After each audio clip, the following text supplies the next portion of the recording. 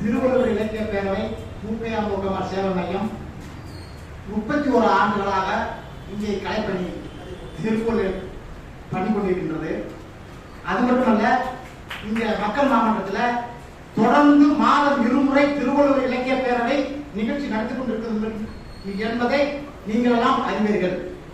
இதை ஏன் சொல்றேன்னா, இப்ப ஐயாவுக்கு நான் பல நாளா கனவு. சரி, ஐயாவுக்கு முதல்ல நான் நம்ம திருவள்ளுவர் இலக்கிய பேரவை சார்பாக ஆகவே முடிந்த கவிதை பாராட்டு விழா நடத்த வேண்டும் சொல்லி என்னுடைய நினைவு கொள்ள நாள் கனவு அந்த நாள் இன்று உங்கள் மத்தியில் நிறைவேற்றியுள்ளது.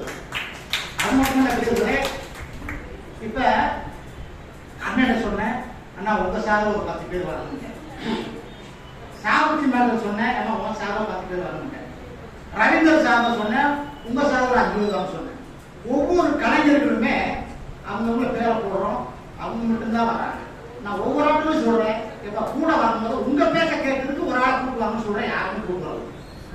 இனிமேலும் இந்த இலக்கிய கொடுக்கிற மக்கள் மாவட்டத்தை தொடர்ந்து 2 மாசம் நான் நடத்திக்கிட்டே இருப்பேன். அது மட்டுமல்ல, புதியவர்களை நான் புதுப்பிப்பதுதான் இந்த இலக்கிய மன்றத்தின் புதிய நோக்கங்கள். இது மட்டுமல்ல, மாதம் 2 முறை பெண்களை வச்சு பட்டிமன்றம் நடக்கும், கவியரம் நடக்கும், அனைத்து நிகழ்ச்சியுமே நடக்கும். தயவு செய்து நீங்கள்லாம் வரும்பொழுது ஒரு ஆளை கூட்டுவாங்க. ஏன்னா நம்ம சேர்ந்திருக்கின்ற சொத்து நம்ம பிள்ளைக்கு தான் போகுது. ஆனா நம்ம பேசுகின்ற பேச்சுக்கிட்டே கேட்க மாட்டேங்குது. அப்புறம் என்னங்க சொல்ற? நான் 32 வருஷமா இலக்கிய பணி பண்ணிட்டு இருக்கிறேன்.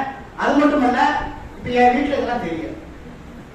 என் வீட்டுல மலர்மணம் பண்ணுதா, மலர்மண டாக்டர் பட்டம் வாங்கிட்டுதா, மலர்மண இலக்கிய பணி பண்ணிட்டு இருக்குதா, எந்த விஷயமே சொல்ல மாட்டோம், சொன்னதில்லை. ஏன்னா சொன்னதை எந்த ஒரு கொண்டாடி ஏற்க மாட்டாங்க. ஏன்னா நான் நம்பைய நான் என்ன சொல்றேன்னா, நம்மளோட இலக்கிய பணியை நம்மளோட குடும்பத்துல சேர்ந்து நம்ம பிள்ளைகளை உருவாக்குங்க.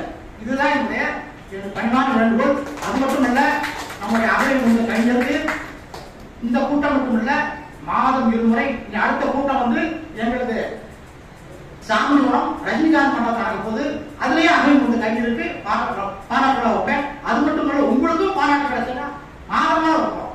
எங்களுக்கு இந்த மாத 2 முறை நிகழ்ச்சிக்கு நீங்க எல்லாம் எங்களுக்கு சப்போர்ட் பண்ணுங்க. சப்போர்ட்னா வேற பொருளாதாரம் பண்ண வேணாம், நீங்க ஒரு ஆளை கூட்டுவாங்க, அதே போதும்.